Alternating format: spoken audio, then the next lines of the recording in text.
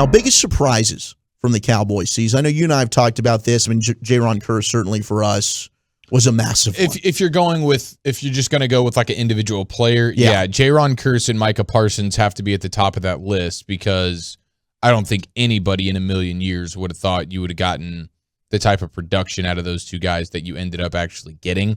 So that, to me, is if you're going for players, that's going to be the two guys there. Now, I think like Dan Quinn was a huge surprise for me. Yes. And we might be unveiling a new segment at some point here in the near future of like just how dumb were we, and reminiscing on all the bad opinions that we had throughout any duration of time. And if you go back to this time last year, the Dan Quinn stuff, you and I were not big fans of it. I was surprised that Dan Quinn was willing and able to adapt his defense, adjust his defense to fit these players and to fit the way offenses are trying to attack defenses these days. You can't just go back 8 years, 9 years, Legion of Boom, cover 3, single high safety, no creative schemes or anything like that, and just run out there and play and find success. That's just not what you can do.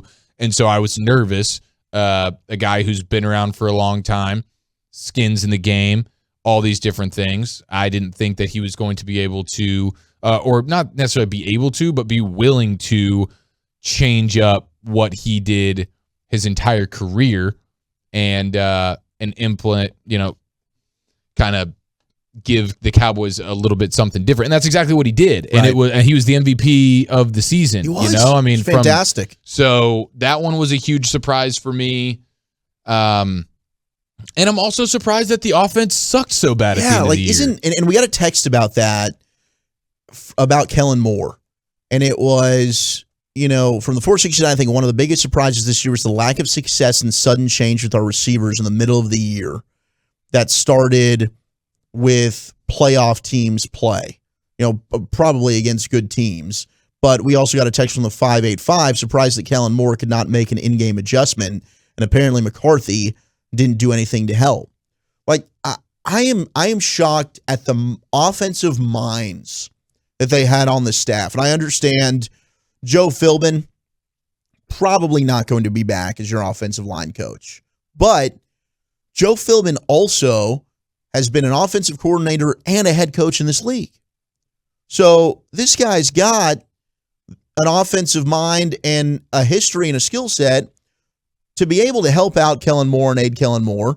So does Mike McCarthy. So does Doug Nussmeier. You have Ben McAdoo as a consultant. Now, apparently his role was to give Dan Quinn what the opposing offenses were doing every week. So he was scouting the opposite offense. He's giving Dan Quinn that scouting report, and then Dan Quinn's able to help formulate his defensive game plan from that. But either way, you've got so many brains and so many coaches that have big time experience at this NFL level.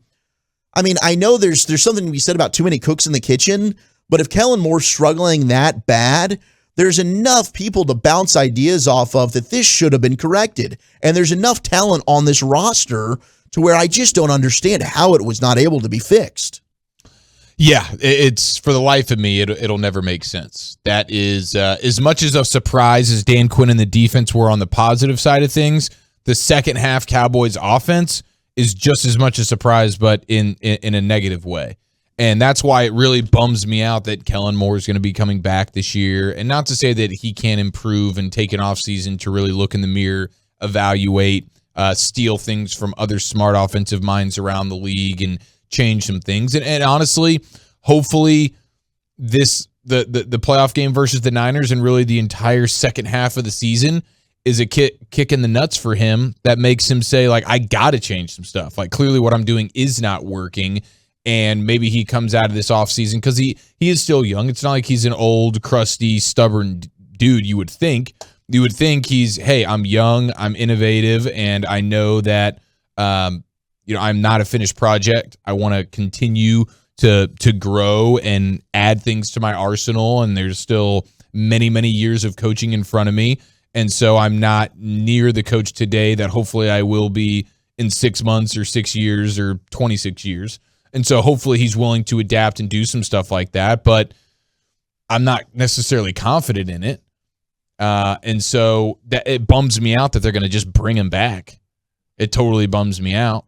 I know they're going to bring McCarthy back and stuff like that, but man, is there any way you can tweak something with this offense? Kellen Moore, there's a lot of pressure on him, man. There's a lot of pressure on him and McCarthy to not come out of the gates next year. Well, and it's such a difference from what we were talking about. I mean, even 4 months ago, and you and I were kind of, putting this out there, like, should we tap the brakes on Kellen Moore a little bit, where this guy hasn't really shown the body of work and consistency of anointing him like he's a bona fide stud offensive coordinator, one of these young Sean McSex-esque minds, and everyone wants to hand out and give him a head coaching job, right? And then certainly, I don't think either of us expected it to turn to where now nobody's really feeling good about Kellen Moore. He's not going to get any of these head coaching jobs, and I know you definitely don't want him to be here, but a lot of Cowboy fans feel the exact same way.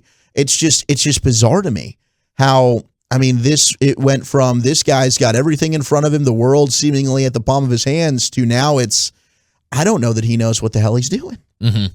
It's crazy. Yeah, it is. It is, and surprised that Dak finished the season the way he did. Very surprising, and it was hard to predict what kind of year Dak would have coming off the injury. When you saw him come out of the gates the way he did, yes, MVP level play. Yeah, I mean, Dak was playing as well as anybody in football. I know for the people that are anti-Dak, it's like, oh, you want to say, well, who is he playing? Whatever. For the first half of the season, Dak Prescott was playing as well as any quarterback in football.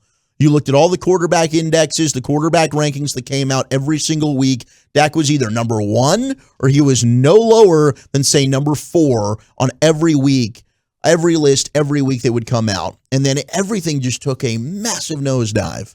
Shocking situation. It's absolutely shocking. But I would say the pleasant surprise was probably overall from start to finish the way the defense played. And that's got to go to, as you mentioned earlier, one of our pleasant surprises, which was Dan Quinn as a whole. Yeah, and having a guy like Micah Parsons is a total game changer for you. The thing that's a bummer, though, is we know how volatile defenses can be from year to year. So a great defense last year doesn't necessarily mean great defense this year. And so it's like, man, if the defense takes a step back, like it probably should, in some of these ways, like the turnovers. Trayvon Diggs isn't getting double-digit interceptions next year, things like that.